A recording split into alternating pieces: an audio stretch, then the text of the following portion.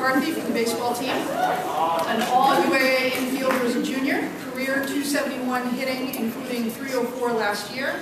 Named the UAA All-Tournament team, served as the voice of the judges, PA announcer for soccer and basketball, a three-time academic All-UAA selection, 3.33 GPA in business with a journalism minor. So please welcome Tommy.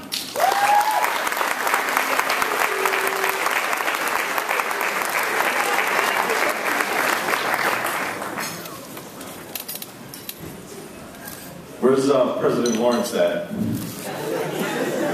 Oh, he's not here.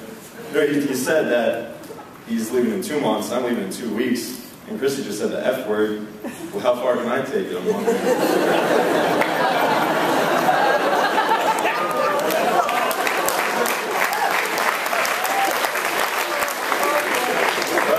Good morning, everybody. I'm Tom McCarthy, senior baseball player here at Brandeis. And I'm not going to lie, I'm pretty nervous to you guys. I haven't had to stand and speak before a big crowd since I played the role of Kanicki in my elementary school. I can remember being just as nervous before that as I am today. But luckily for me, this isn't anywhere near as embarrassing. As you can see, I'm not wearing a leather jacket. My hair isn't slicked back. But most importantly, I'm not about to sing and dance to Grease Lightning. But I did learn one thing from that day. And one of my teachers, Mrs. Cipriano, told me and gave me a little advice to ease my nerves. And she said, when you're up on stage, just picture everyone in their underwear. And I'm not saying I'm doing that right now, but it might explain why I'm not looking in the direction of Coach Varney. So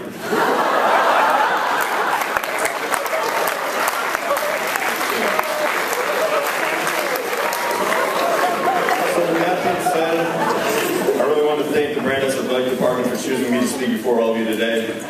It truly is an honor to have been chosen to represent such an impressive class of 2015, a class that literally took campus by storm in August of 2011 during the brunt of Hurricane Irene, and now a class that I think is safe to say, given the fact that this senior class has more All-Americans than my endless Google searches last night allowed me to find, that we're ready to take the real world by storm too. Life is a funny way of coming full circle like that, and personally speaking, Brandeis Athletics has played an important role in some of the lowest and some of the highest points of my life. So 2 weeks into my freshman year, full concert in Gosman, Gus was the band playing. I had a little encounter with Bemco in the lobby of Gosman. And I'm sure I don't need to paint the picture for all of you.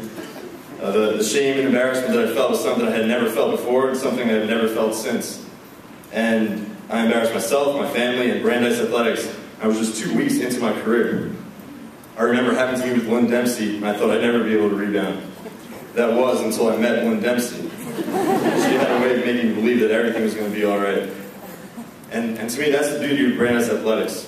Gosman is filled with professional staff, coaches, athletic trainers, fellow student athletes, just about everyone except Matt Callahan. There's a shout out, Matt.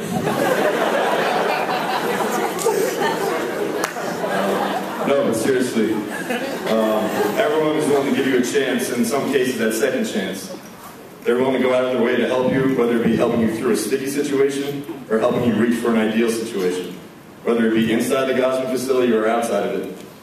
I can remember knocking on Mo Sadiq's door the day after my incident. Mo, who's been here for 8 years now. He was my CA my freshman year, and he invited me into his dorm room and offered me some advice, and I was always very grateful for that. And Brandeis is a unique place like that.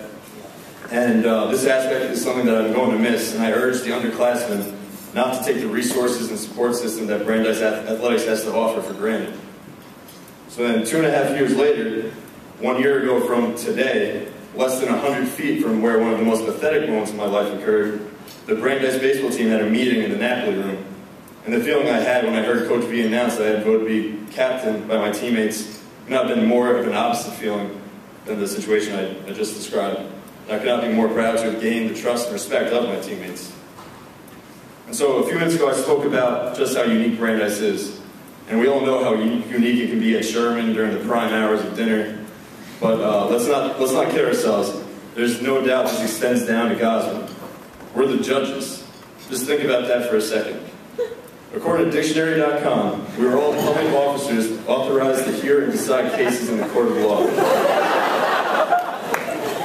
And I'm not sure if Louis Brandeis wanted us to be called the judges, but I'm most definitely glad that we are. It may be different, but it gets noticed. It's a daily reminder of Brandeis athletics in the best sense possible. A team called the judges gets teased and made fun of, but we need to embrace that. We are brave enough to handle the jokes at our expense, brave enough to travel across the country with judges stitched across our chest in big white letters, and then brave enough to compete in the best D3 conference in America. This will only help us down the road in the real world when we need to endure some criticism to achieve our goals. So the last thing I'm going to say is just embrace the judge, embrace Ollie the Owl, embrace the gavel, embrace we the jury, embrace hashtag roll dice roll. Cling dearly to the things that make Brandeis athletics different, because these are the things that make it worth being a part of today and for the rest of our lives. When the missed free throws and backwards Ks, and even the big wins are a distant memory. Thank you.